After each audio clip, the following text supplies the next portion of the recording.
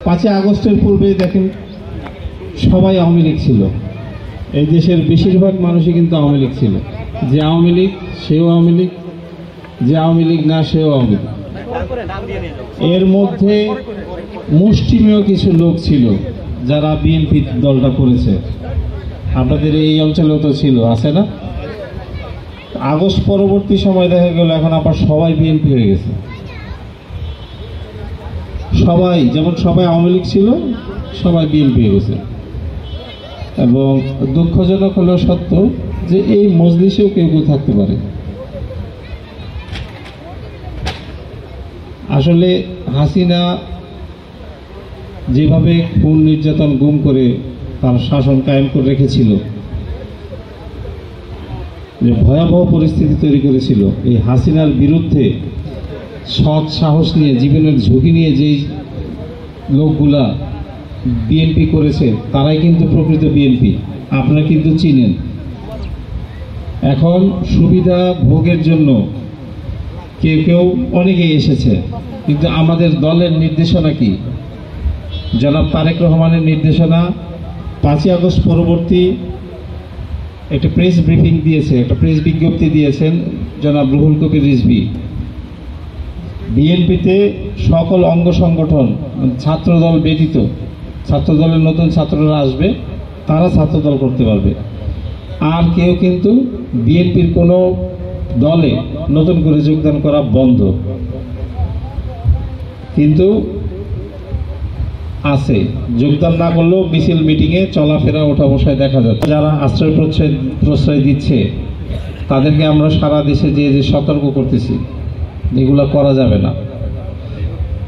যারা প্রকৃত দেশের ভালো চান, দলের ভালো চান, তাদের দায়িত্ব কর্তব্য হচ্ছে যারা এই সমস্ত নব্য বিএনপিদের, আওয়ামী লীগ থেকে যারা নব্য বিএনপিতে হতে চাচ্ছে, তাদের যারা আশ্রয় প্রশ্রয় দিচ্ছে, তাদের ছবিগুলো সংগ্রহ রাখবেন এবং যখন কমিটি হবে তখন যথাযথ কর্তৃপক্ষের কাছে উপস্থাপন করবেন।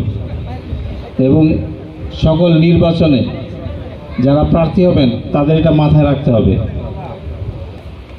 সারা দেশেই বিএনপির নাম ভাঙিয়ে বিভিন্ন অপকর্ম করার চেষ্টা করতেছে এবং অনেক জায়গায় ধরা পড়েছে আওয়ামী লীগ, যুবলীগ। আপনারা জানেন না? অবগত আছেন তো?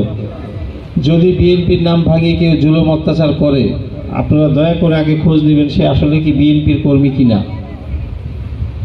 আমি বিএনপির একজন কর্মী, তার মানে আমাদের দলের সবাই ধোয়া তুলসী পাতা, এটা আমরা বলতেছি না। অনেক বড় দল, ভুল ত্রুটি মানুষের হতে পারে।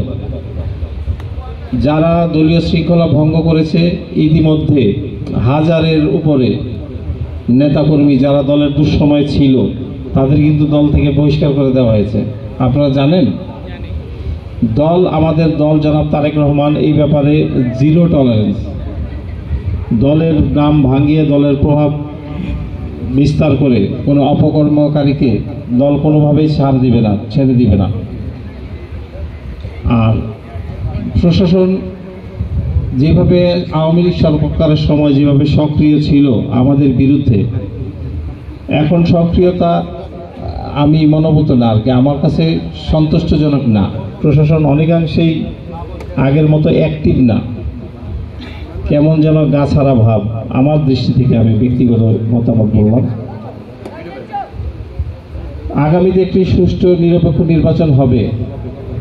যেই নিরপেক্ষ ভোটের জন্য আমরা 17 বছর আন্দোলন করেছি, নির্দলীয় নিরপেক্ষ সরকারের অধীনে নির্বাচনের জন্য দাবিতে।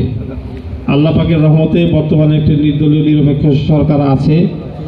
আমরা দ্রুত একটি নিরপেক্ষ নির্বাচন, অংশগ্রহণমূলক নির্বাচন প্রত্যাশা করতেছি।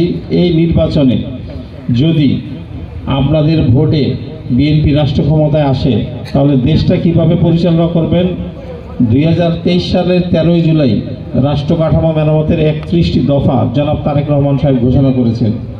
তার মধ্যে অত্যন্ত গুরুত্বপূর্ণ হচ্ছে দল নিরপেক্ষ নির্বাচনকারী তত্ত্বাবধায়ক সরকার ব্যবস্থার পুনঃপ্রবর্তন।